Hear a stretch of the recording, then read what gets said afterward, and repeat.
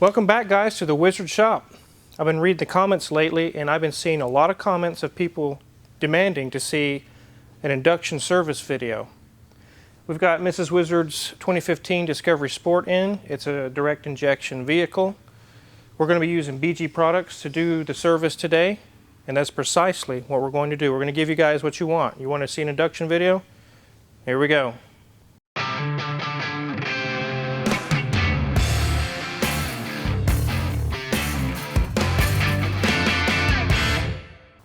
Well, here we are, guys. We've got Mrs. Wizard's hood open. We got several things set up, and with me today, some guys from BG. There's John, who's my sales supply guy. That's where I get all my products, BG products from, and also we have Casey with us today, who's a field trainer for BG. We're going to be talking about the pluses and minuses of doing the services and not doing this service. We're also going to be showing how to do the service and the benefits of doing it. Notice that this is kind of the top of the line fuel cleaning service that BG offers. It was in development for a couple of years, and it's really tailored towards direct injected platforms. They have a tendency to build fuel deposits really quickly, which I think we kind of talked about a little bit at the beginning here. And this is just really the best case scenario if you have a GDI vehicle to keep it clean and make sure it's functioning the way you want it to. Right. One of the issues why we're doing this service today is if you check out this picture above my hand here, this is a picture of an intake removed off of a GDI vehicle that hasn't received any kind of service at all and is completely choked up and plugged up. I actually had an Audi S6 V10 that I owned for a while. You guys could see that video as well. I had to remove the intake and physically, basically chisel the deposits out. It hadn't had any service or anything at all. And that's what we're doing here today, is preventing that. We're at 49, almost 50,000 miles, and it's time for a service. One of the cool things about this Platinum service is that as a technician goes to use the services or products, you can go online and type in the specific vehicle you're working on, and you can go online and it shows you exactly which adapters to use, how to hook it up, and the instructions all along the way from start to finish how to use the product. So we're actually going to be using this instructions today. Very handy. We've spent a lot of time developing the procedure for these tools. This one in particular, we've been releasing one platform at a time and really doing our due diligence to make sure we've done the research, we know how that chemistry is going to affect that vehicle. And like I said, it's really tailored towards these types of engines. So the first thing we're going to do, if you follow the instructions, is to use their 44K product, which goes in the fuel tank. It says step 1, add BG Platinum 44K to the fuel tank. So that's what we're going to do here, is use this funnel, this handy dandy BG funnel. Best thing we make. Yep. And this is the 44K fuel system cleaner. It goes in the tank. So even after we do the service today, when the vehicle drives away, it'll be continued to be cleaned, the whole fuel system, by this 44K. So I'll go ahead and add that to the vehicle.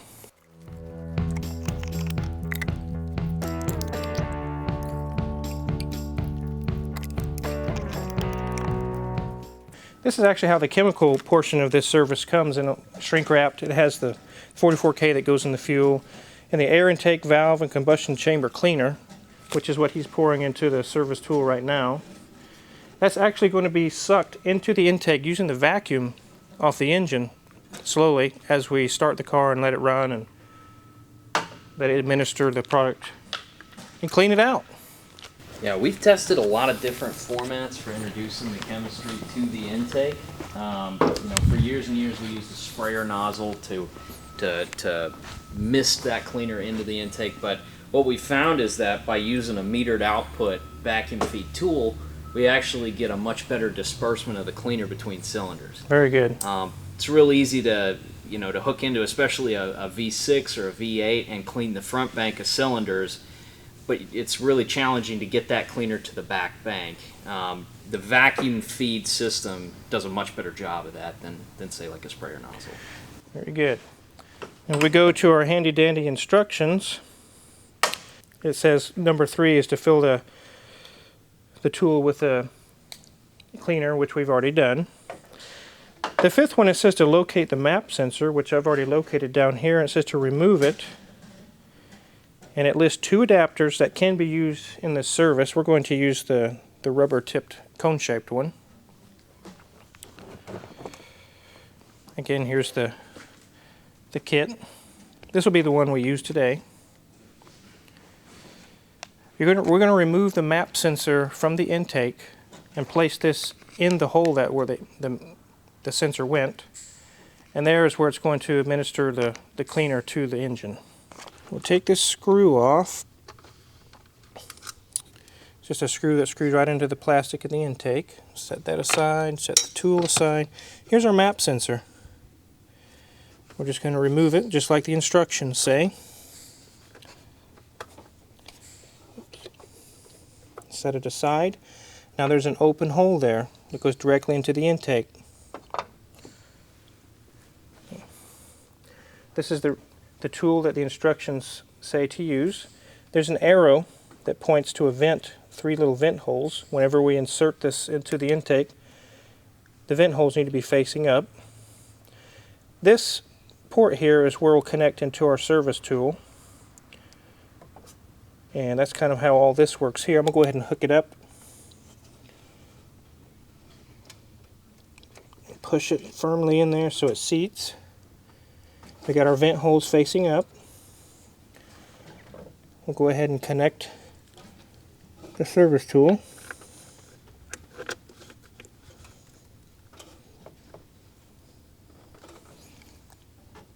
There we go. So the next step, it says, is to start the engine, allow the vehicle to warm up to operating temperature, which it already is at operating temperature because she drove it here. And then to open the ball valve on the tool. So, would you like to start it? I think that the key's already in there and everything. Yeah, heat's a pretty critical component of this cleaning process, so it's important to have a warm engine when you do start the service.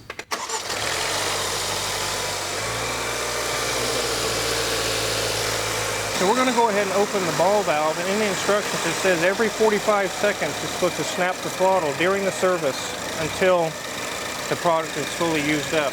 So we're going to go ahead and have John do that once we open the ball valve, and we'll go ahead and start the service now. And roughly, what's it take, like 20 or 30 minutes to... 25 to 30 is generally. Yeah.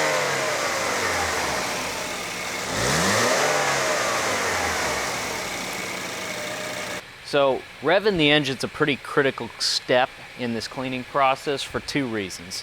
Number one, some of the intakes on these vehicles, as you probably know, they're shaped like a crazy straw. Right. There's a lot of high points, low points, and low points are a problem in these vehicles because cleaner will puddle in those low points.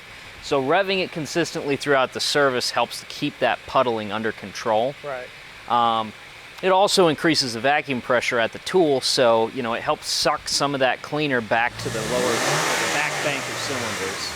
Excellent.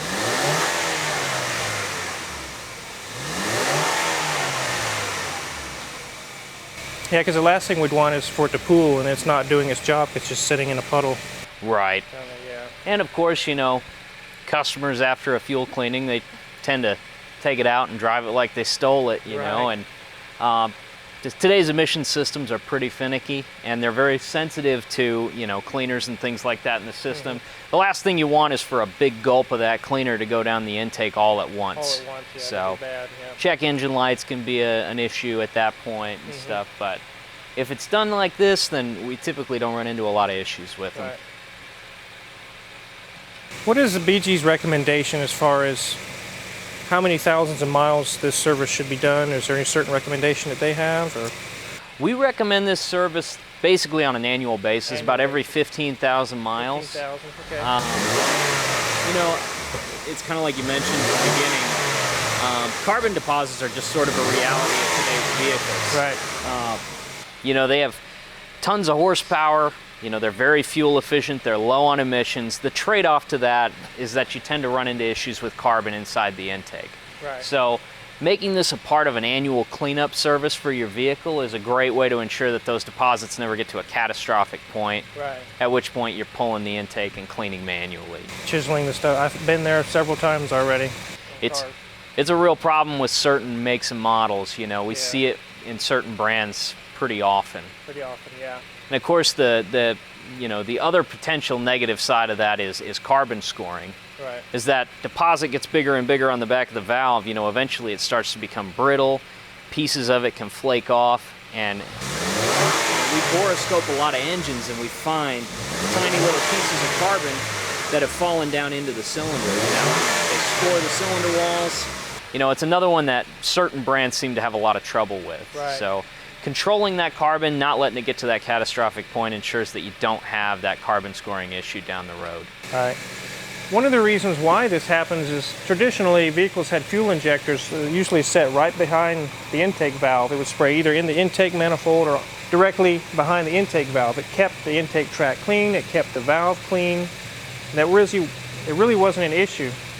But as we move the injector directly into the combustion chamber, now we have an open port with nothing being sprayed in the intake, nothing being sprayed on the valves. And you got PCV gases going into the intake, and that just accumulates over time. And that's typically a problem with any of the GDI vehicles. This is why we're doing this service. Yeah. A couple of the manufacturers are actually toying with dual injection systems too, you know, where they have port injectors as well as direct injectors that fire intermittently. And that does help to control deposit buildup a lot in those vehicles. I've seen that on Toyotas and stuff. They have that, yeah. Yep, and Ford has a couple of models with it. The 5-liter V8 has some, you know, direct injection and dual injection. Yeah. So they're grappling with a lot of these concerns under warranty, which, you know, makes them take it a little more seriously. When they're paying the bill to get it, you know, sorted out, they tend to try to design a way around it. Definitely. We're a Kansas-based company. 100% of our products are designed, tested, bottled, blended, shipped out from either Wichita or El Dorado. So, you know, this is kind of home base for us, you know, so we deal with most of the shops in the area. Right.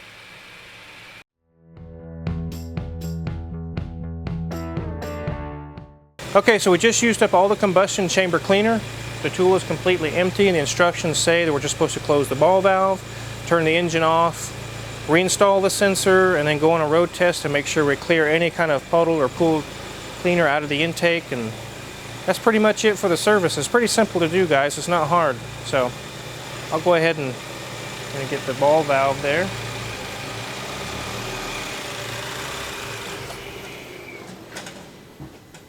All right, I'll go ahead and get everything disconnected and put it back the way it was.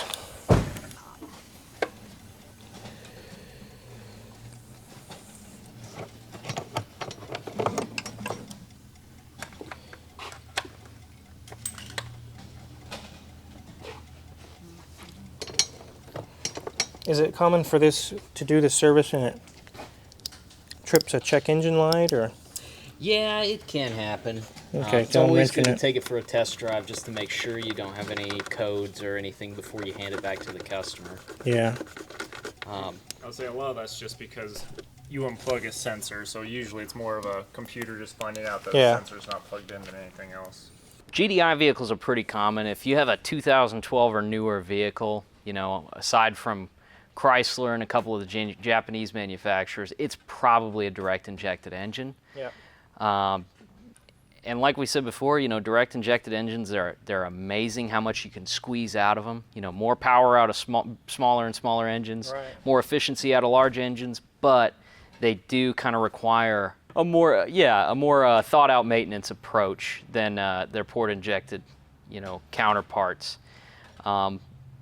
You know, what we find with a lot of these, especially highline vehicles or performance vehicles, is people kind of want to baby them, for lack of a better term, you know, which means they tend to just kind of putt around town in them. You know, they're real easy on them when they're driving. And these engines, you know, you really need to get out and stretch their legs. Highway driving is good. You know, getting them up in the RPM range, all of that stuff helps to control some of the issues that we're addressing here. So, you know, if you have a GDI engine, take it out and drive it. It's the best thing. The other thing that is a good idea is, you know, your factory oil change interval may be suggested at, you know, 7,500, 10,000, maybe even more miles, you know, between your oil changes. You really can't go wrong doing an oil change more often than that. So I think, you know, 5,000 to possibly 7,500, depending on the oil that you're using. Doing that, it helps in a lot of different ways. It helps keep, you know, crankcase deposits out of the intake. You know, it makes sure that, you know, you've got proper lubrication and stuff. Sooner rather than later is always a good policy with oil drain intervals. I typically recommend 5,000 in my shop. That's what I like to do. People ask, I'd say, we should do 5,000 on your car. I think that's just the best thing for them. Keep clean oil in it. And so anyways, we're going to go ahead. Sometimes when you do the service, there can be a check engine light come on. All you have to do is clear it and go road test it. We're going to go ahead and go do that. But before we take this thing out of here, I wanted to thank you guys for coming out and helping me demonstrate this. Casey, the field trainer from BG, and this is John. I'll have a link below. You guys can click on that if you're interested in getting BG products in your shop, or do you guys sell to personal people? Or? The shop, really? Yeah, mostly shop. Okay, so if you guys got a shop in the South Central Kansas area, in Wichita, Newton, in that area, and you're interested in BG products, I'll have a link below. You can click, get a hold of John, and he'll get you set up. Yeah, if you're a consumer and you're just looking to purchase some products, you know, some of the pour-in additives and things like that, best thing to do is go to bgfindashop.com, and basically you enter your zip code. It shows you a list of all of the BG shops in your area. So. Right.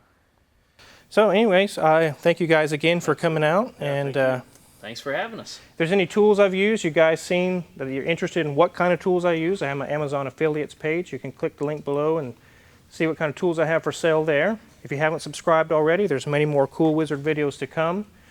You won't be disappointed. Hit the subscribe button, hit the little bell, and again, thanks for watching.